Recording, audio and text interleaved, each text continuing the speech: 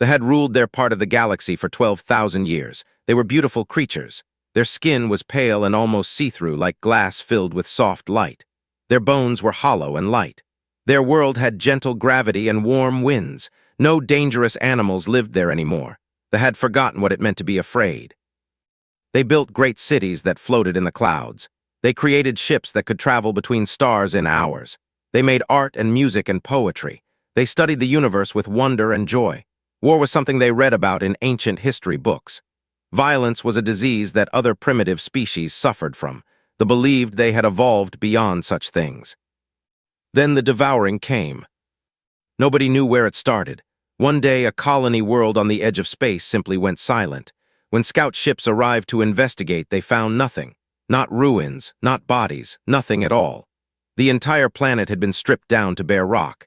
Every building, every tree, every drop of water, every living thing was gone.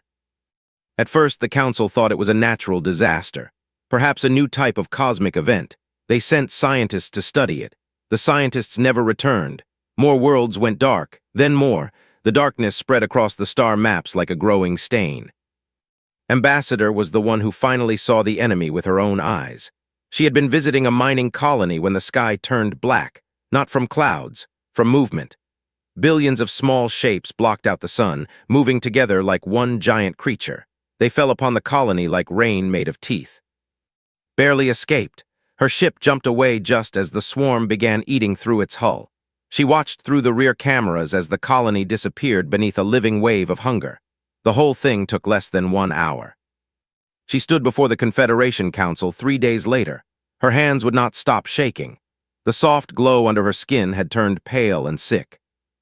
They are not a species, told the gathered leaders. They are a machine made of flesh. They do not think, they do not speak, they do not negotiate. They only consume everything organic, everything useful. They take it all and use it to make more of themselves. Then they move to the next world. The High Speaker, an ancient named, leaned forward in his floating chair. Surely we can communicate with them, find what they want, offer them. They want everything, interrupted. She had never interrupted the High Speaker before. No one had.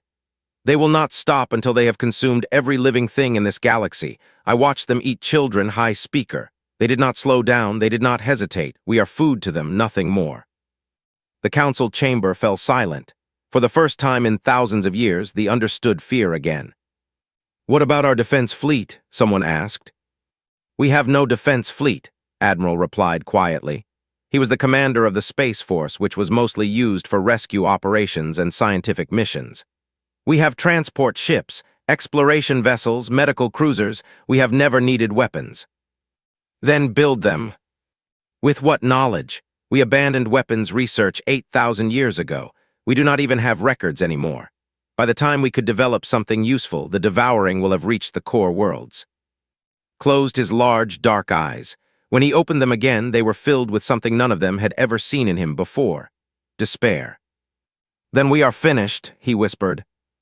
No, stepped forward. Her voice was stronger now.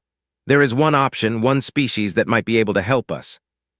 Who? They are pacifists like us. They are too few. The humans. The word landed like a bomb. Every in the chamber reacted with shock and horror. Some physically moved backward as if it threatened them. You cannot be serious, said. I am completely serious. Everyone in the galaxy knew about humanity. They came from a world called Earth, a planet that the galactic community had classified as a Class 12. The gravity there was crushing. The atmosphere was full of corrosive oxygen. The water could carry diseases that killed in hours. And every single life form on that planet had evolved to compete, fight, and kill. The humans were the winners of that competition. They were the apex predators of a world of apex predators. They were strong, fast, resilient, and creative in ways that terrified other species. Their bodies could heal from wounds that would kill most aliens. They could survive extreme temperatures, extreme pressures, and extreme damage. They ate other living things and drank fermented poison for fun. When humanity first made contact with the galactic community, everyone had been afraid. They themselves had led the effort to quarantine the humans, keep them contained, keep them away from civilized space. The humans had not fought this decision. They had simply shrugged and stayed in their own little corner of the galaxy, doing whatever it was that did. They are monsters, Admiral said. Bringing them here would be suicide. The devouring is certain death, replied. The humans are only possible death. I would rather take the chance. Even if they help us, what then? Do you think they will simply leave afterward? We would be inviting predators into our home. Looked around the chamber at her people. Her beautiful, gentle, peaceful people who had never learned how to fight because they never needed to. She thought about the children on that colony world. She thought about the darkness coming for everything they had built. I would rather have predators as neighbors than be food for a swarm, she said quietly. But if the council wishes to die with dignity instead of living with uncertainty, I will respect that choice. The vote took 3 hours. The arguments were loud and painful. In the end, fear won over pride. The signal was authorized. Personally recorded the message. She spoke in the human language called English, which she had learned years ago out of curiosity about the strange. This is Ambassador of the Confederation. We are facing extinction. We have no weapons. We have no way to fight. We are asking for your help, please. If there is any mercy in your hearts, any desire to protect those who cannot protect themselves, we beg you to come. We need your strength. We need your violence. We need you. She sent the signal toward the distant blue planet called Earth. Then she sat in the dark and waited, praying to gods she had never believed in that the monsters would answer. Admiral Park was eating cold noodles when the message arrived. She was 53 years old, with gray streaks in her short black hair and lines on her face that told stories of 30 years in the military. She had fought in the Mars Rebellion. She had commanded ships against pirates in the asteroid belt. She had survived 3 first-contact situations with hostile alien species. Nothing surprised her anymore. Until now. Play it again, she said to Lieutenant, her young aide who stood nervously by the door. The hologram flickered to life. An alien appeared, tall and thin with skin like frosted glass. Soft light pulsed under that skin like a gentle heartbeat. The creature looked fragile, beautiful, and absolutely terrified. It spoke in careful English with a strange accent. We need your strength. We need your violence. We need you. Set down her chopsticks. When did this come in? 4 hours ago, Admiral. Command has been in emergency meetings ever since. They want you there. She stood and straightened her uniform. They are the ones who pushed for our quarantine, yes. Yes, Admiral. They led the vote in the Galactic Council. They called humans a threat to civilized species. And now they need us. It appears so. Allowed herself a small, bitter smile.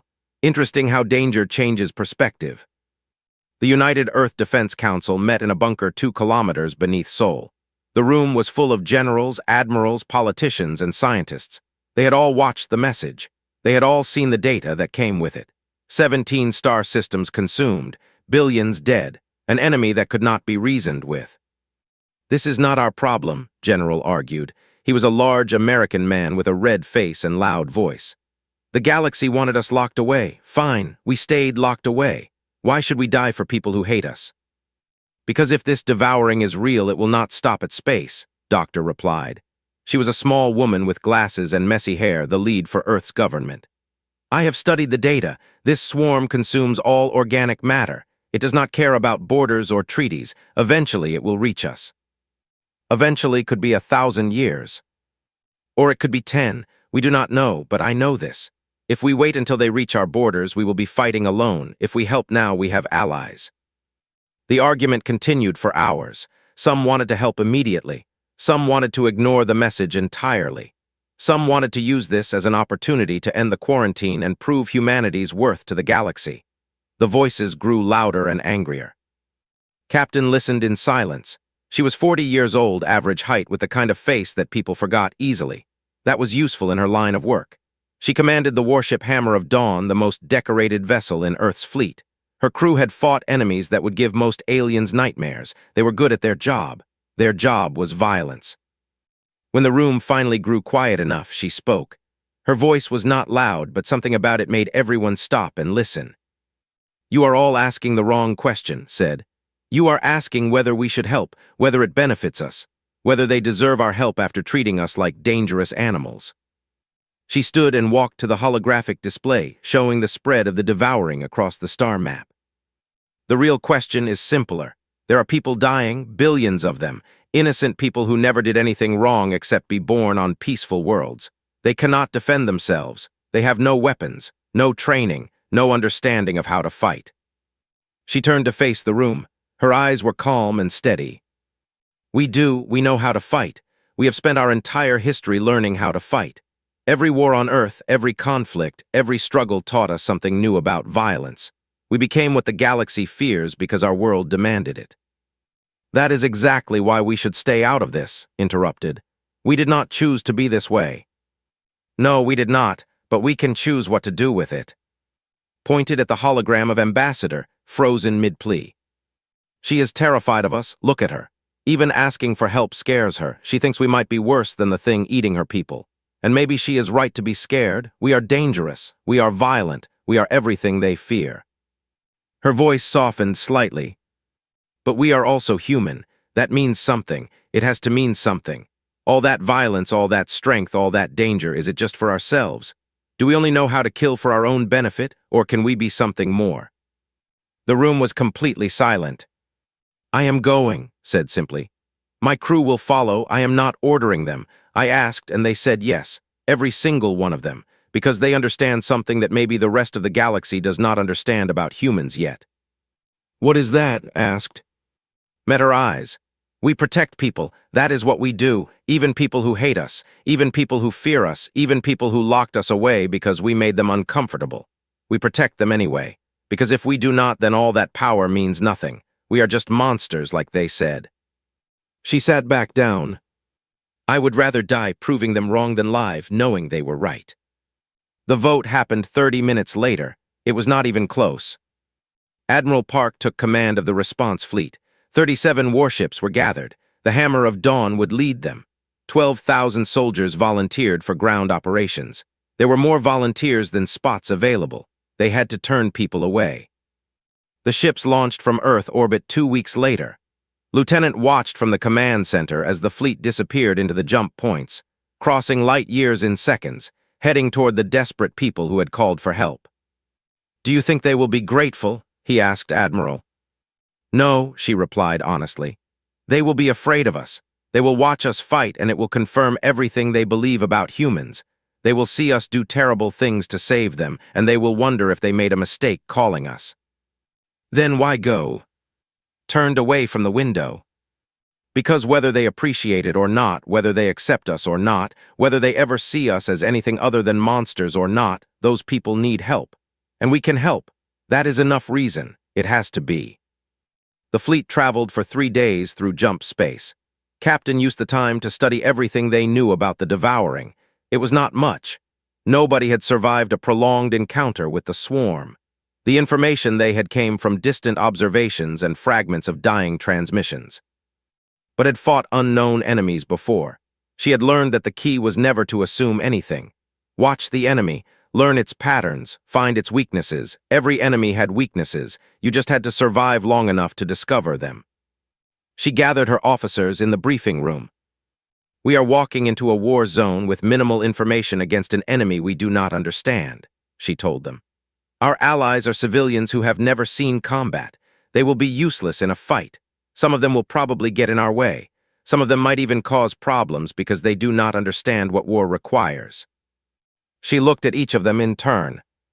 We protect them anyway. We fight for them anyway. That is why we are here. Questions? Sergeant Bay raised his hand. He was a big man with scars on his face and hands that had seen too much combat. What if they tell us to leave? What if they decide they would rather die than accept help from? Considered the question for a long moment. Then we will respect their choice. We are not conquerors. We are not here to force our help on anyone. But I do not think that will happen. Fear of us is strong, but fear of extinction is stronger. The fleet dropped out of jump space at the edge of territory 12 hours later. Ahead of them, the stars burned with war. The human fleet arrived at station on a Tuesday. The station was massive, a ring of silver metal floating in space near a dying star. 10 million lived there, refugees from the consumed worlds. They had nowhere else to go. When Captain's shuttle approached the docking bay, she noticed every window had faces pressed against them. Thousands of aliens watched the human ships with huge, frightened eyes. They had called for help, but now that help was here, they seemed more scared than before. Ambassador met her at the airlock. The alien stood tall and graceful, her glass-like skin glowing with nervous light. Behind her, a dozen guards stood in what they probably thought was a threatening formation. They held tools that might have been weapons, could see their hands shaking. "Captain said," her voice was steady but her glow flickered. "Thank you for coming. I must admit we did not believe you would answer." "Why not?" "Because we have not been kind to your people. The quarantine was my idea originally. I convinced the Galactic Council that humans were too dangerous to be allowed free movement. I called your species a threat that needed to be contained." Nodded slowly. "I know, I read the transcripts of your speech." Glow dimmed with shame. "And yet you came anyway." "Yes. Why?" The question hung in the air between them. Looked past at the frightened guards, at the refugees watching from every window, at the entire station full of people who expected her to be a monster. "Because you asked," she said simply, "and because you need help, that is all that matters right now." Stared at her for a long moment. Something shifted in her expression. Not trust exactly, but perhaps the beginning of understanding. "Follow me, the council is waiting." The briefing room was full of aliens. Most were, but spotted several other species she recognized. Small furry creatures from a low-gravity world, tall blue beings with too many arms, things that looked like floating clouds of gas. All of them watched her with the same expression. Fear. Sergeant Bay walked beside her. He was armed, which made the aliens even more nervous. Had told him to leave his weapons on the ship. He had refused. "If something goes wrong, I want to be able to get you out alive," he had said. "If something goes wrong, your one rifle will not matter." "It will matter to me." She had not argued further, was stubborn. That was why he was still alive after 20 years of combat. "Thank you all for meeting with us," said when everyone was settled. "I know you are afraid. I know you did not want to call us, but we are here now and we want to help. Please show me everything you know about the enemy." A scientist named stepped forward. His glow was almost white with stress. "We call them the Devouring," he began. "They are not a species as we understand species. They are more like a disease, a machine made of biological parts." The holographic display lit up with images. Forced herself to watch without reacting, but it was difficult. The swarm was horrifying. Billions of small creatures moving as one, each about the size of a human hand. They had too many legs and mouths that were nothing but teeth. They consumed everything organic and used the matter to create more of themselves. "Each unit is controlled by a central intelligence," continued. "We believe the main hive is located somewhere in the sector. All the units are connected to it. They share information. They learn from each encounter and adapt. So if we fight them, they will learn how we fight," said. "Yes, they have already adapted to every weapon our allies have tried against them. Energy weapons, biological agents, gravity manipulation, nothing works for long." "What about kinetic weapons, projectiles?" Blinked. "I do not understand. What are projectiles?" And exchanged looks. "You do not have guns?" asked slowly. "What is a gun?" The sergeant rubbed his face with both hands. "Oh boy, this is going to be interesting." Stepped forward. "Show me the front lines. I need to see how they attack." The observation deck offered a view of the nearest combat zone. A planet called Prime hung in space below them, green and blue and beautiful. But on its surface, darkness was spreading. The swarm had landed 2 days ago. They were eating the planet alive. "How many people are still down there?" asked. 3 million civilians," replied quietly. "We are trying to evacuate, but our ships are too slow. We will save perhaps half of them before the swarm reaches the cities." "Why are your ships slow?" "They were not designed for emergency evacuation. They were designed for comfortable travel, safety systems, redundant life support, beautiful interior decorations." Made a sound that might have been a bitter laugh. "We built ships for living, not for running." Watch the darkness spread across the planet's surface. Inside that darkness, people were dying. Families, children, innocent people who had done nothing wrong. "Sergeant Bay, how quickly can we deploy ground forces?" 4 hours if we rush, 6 if we want to do it properly." "Rush it." Turned to her with wide eyes. "You are going down there into the swarm." "Yes." "That is suicide. You will die." Looked at her calmly. "Maybe. But those 3 million people will definitely die if we do nothing. I would rather take a chance on maybe dying than guarantee their death by doing nothing." "But why? You do not know them. They are not your people."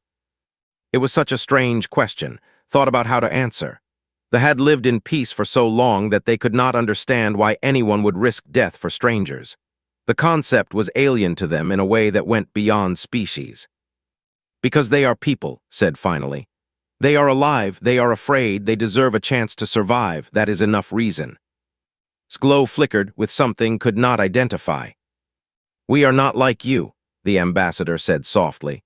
We could never be like you. Even if we wanted to, we do not have the capacity for this kind of sacrifice. You do not have to be like us. You just have to let us do what we are good at. The ground assault began 4 hours later. 1,200 human soldiers dropped from orbit in armored pods that screamed through the atmosphere like falling stars. They watched from the station in horror.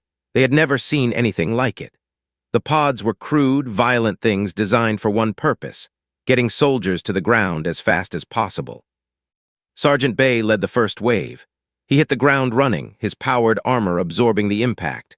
Around him, his squad emerged from their pods and formed up within seconds. The swarm noticed them immediately. Millions of units broke away from the main mass and rushed toward the new threat. They had never encountered humans before. They did not know what to expect. The first shots rang out across the battlefield. Kinetic rifles firing metal projectiles at incredible speeds. The rounds tore through the swarm units like paper. Each shot killed multiple enemies. The creatures had no armor. They had never needed it. Nothing in the galaxy fought like this. Contact heavy, shouted into his radio, engaging. The battle for Prime had begun. Private Shin was 19 years old.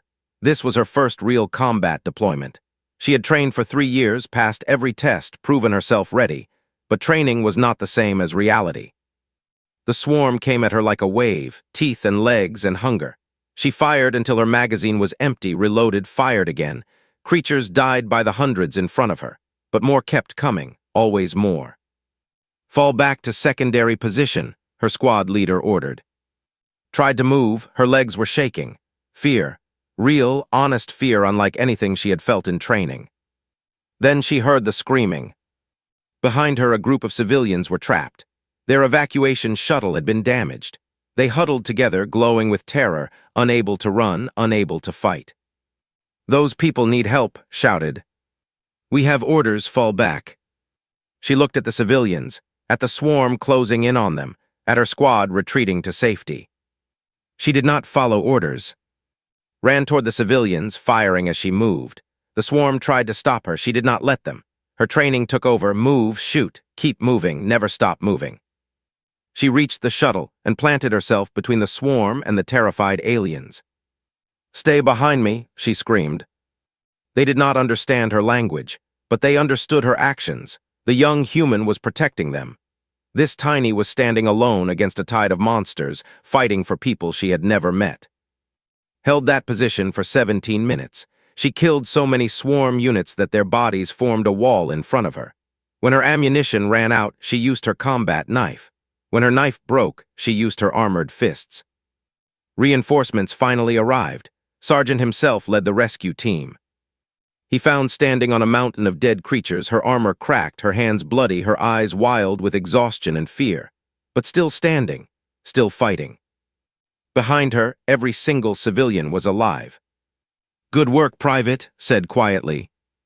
Collapsed into his arms, but she was smiling. The war spread across 40 star systems in the first year. The devouring was endless. For every world the humans saved, 2 more fell to the swarm. The enemy learned. It adapted.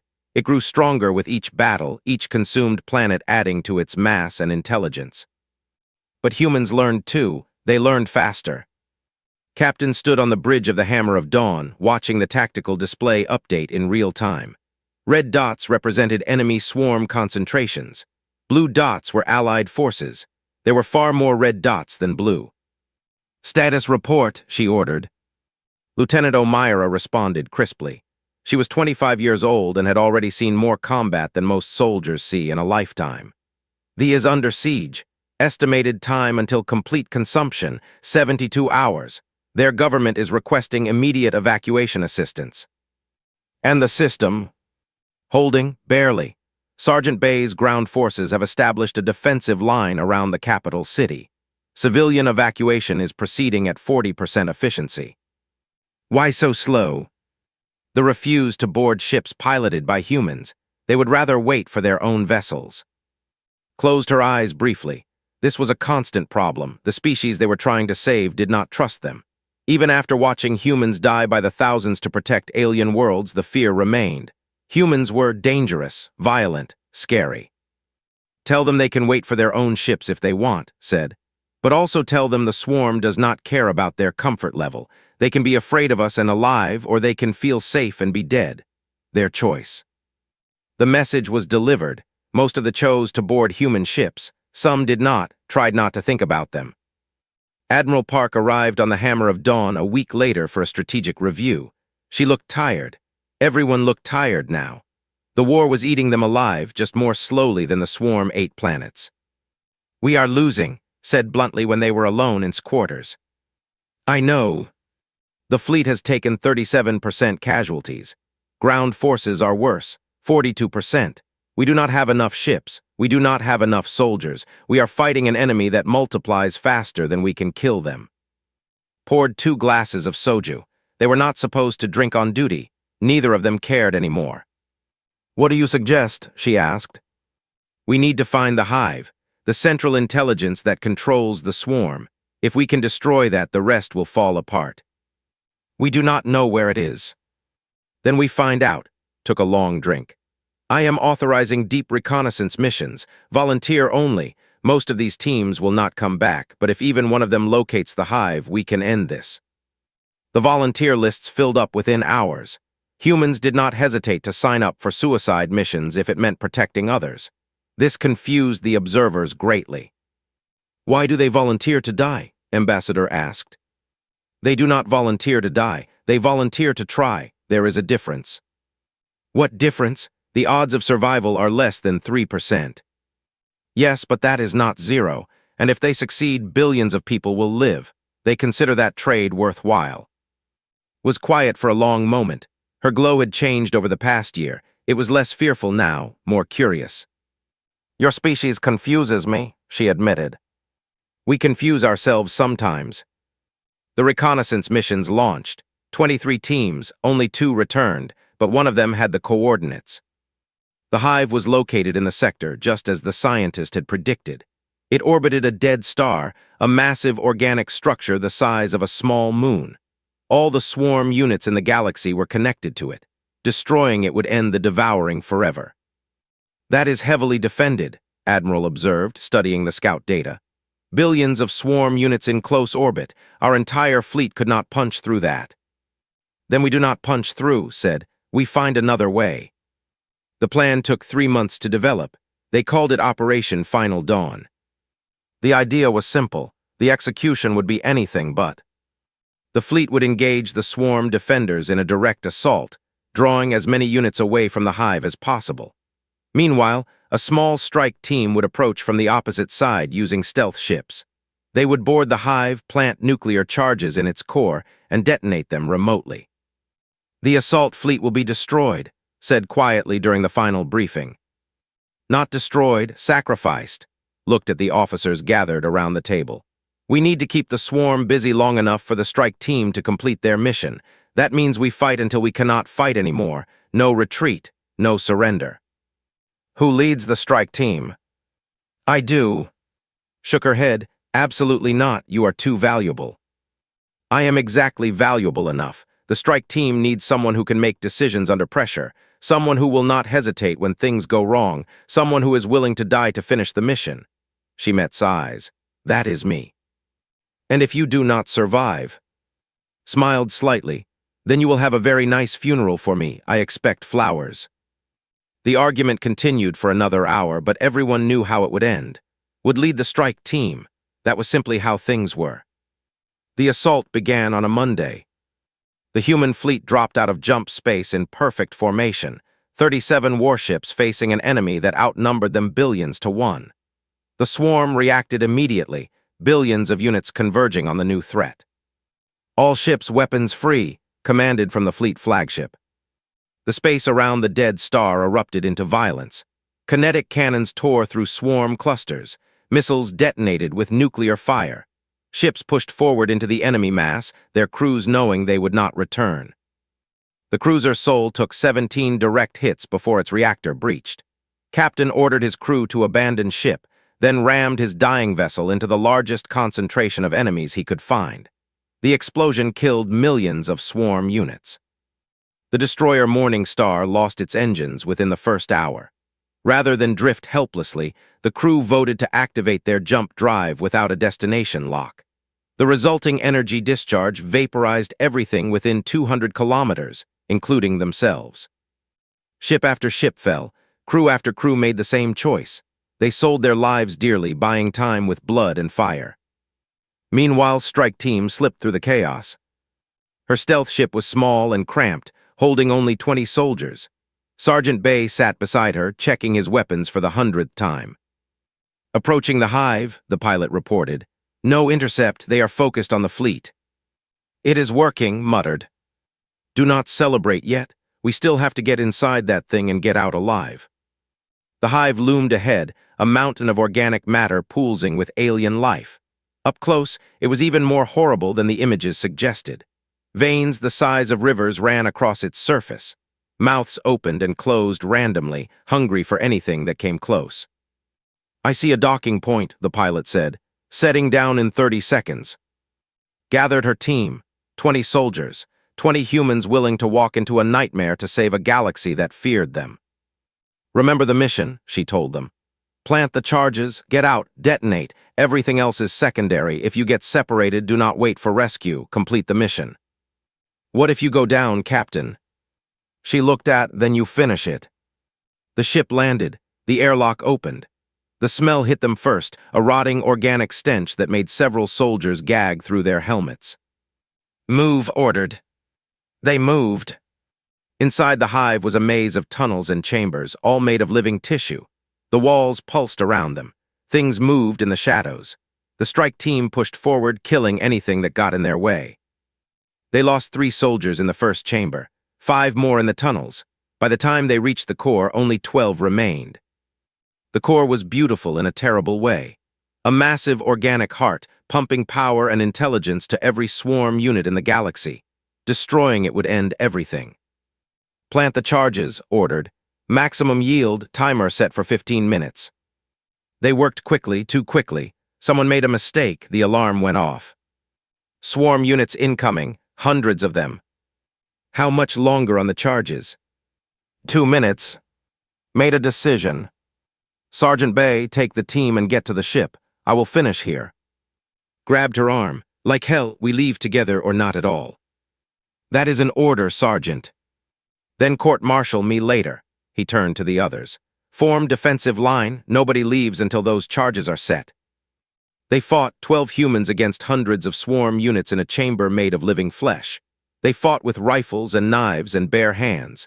They fought until their ammunition ran dry. They fought until their armor cracked. They fought until only and remained standing. The charges armed, 15 minutes on the clock. Time to go, said. They ran. Behind them the hive screamed. Ahead of them the tunnels collapsed. Swarm units poured in from every direction. They killed and kept moving, took a hit to her left leg, threw her over his shoulder and kept running. They reached the ship with 30 seconds to spare. Go, screamed. The pilot did not hesitate. The ship launched, accelerating away from the hive at maximum burn. Behind them, the nuclear charges detonated. The explosion was visible from light years away. The hive simply ceased to exist, vaporized in an instant. And across the galaxy, every single swarm unit stopped moving. The connection was severed. The devouring was dead. On station, Ambassador watched the tactical display update. Red dots disappeared everywhere. The war was over. She whispered something in her own language. A prayer. A thanks. A word that humans would never be able to translate but would understand perfectly. The war was over, but the dying continued. Captain woke up in a medical bay she did not recognize. The ceiling was too high and the lights were too soft. She tried to move and discovered that most of her body refused to respond. Do not try to get up, a familiar voice. Ambassador stood beside her bed, glowing with concern. You have 37 broken bones, third-degree burns across 60% of your body, internal bleeding that our doctors barely stopped in time. You should be dead." "I feel dead," admitted. Her voice came out as a rough whisper. "Our medical technology is different from yours. We are not certain how to treat human injuries. Your body keeps trying to heal itself, which confuses our machines." "That sounds about right." Sat down on a chair that seemed to form itself from the floor. Furniture did things like that, had stopped being surprised. "The war is over," said quietly. "The devouring is dead. Every system reports the same thing. The swarm units simply stopped functioning when the hive was destroyed. They fell apart within hours. It is finished."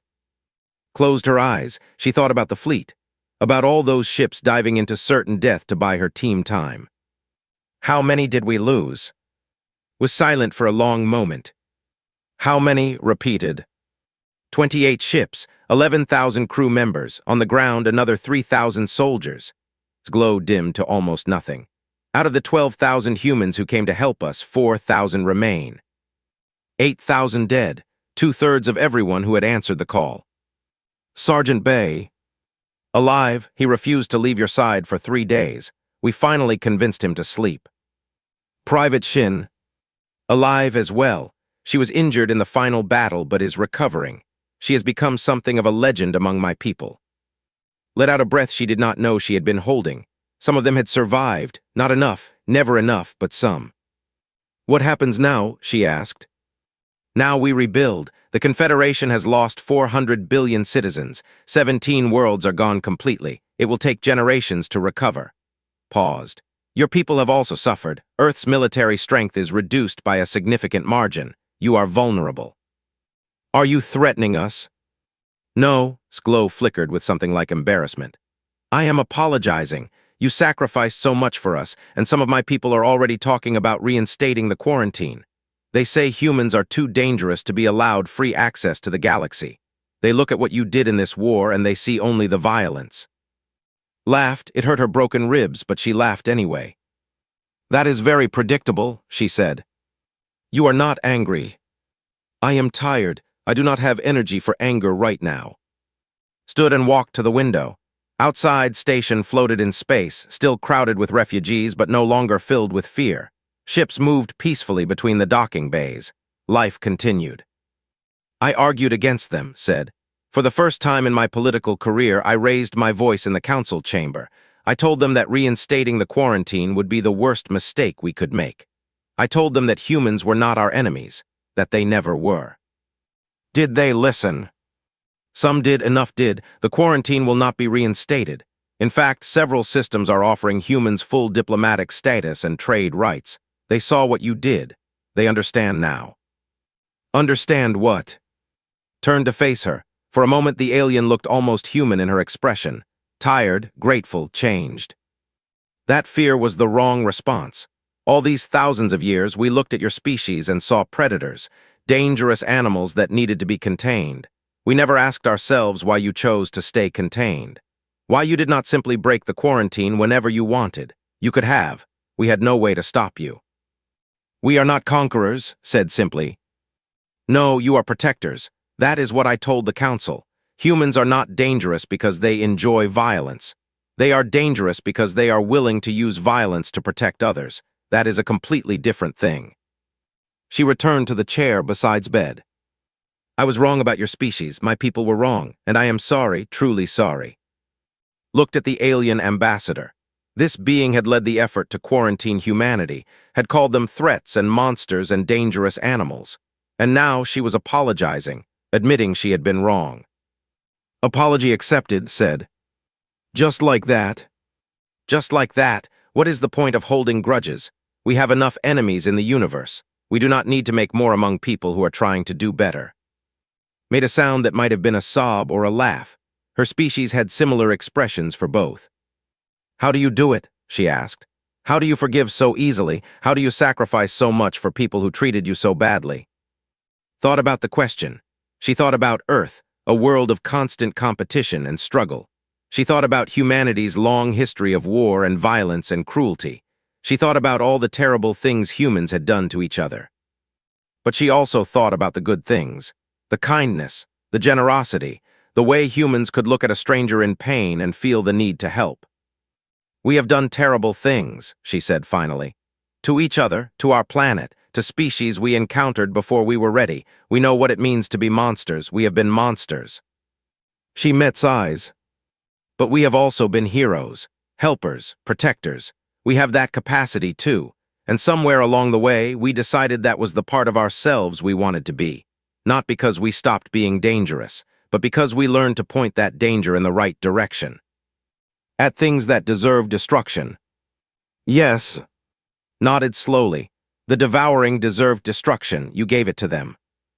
"We did, and we would do it again, for anyone who needs help, even people who fear us, even people who hate us, because that is who we choose to be."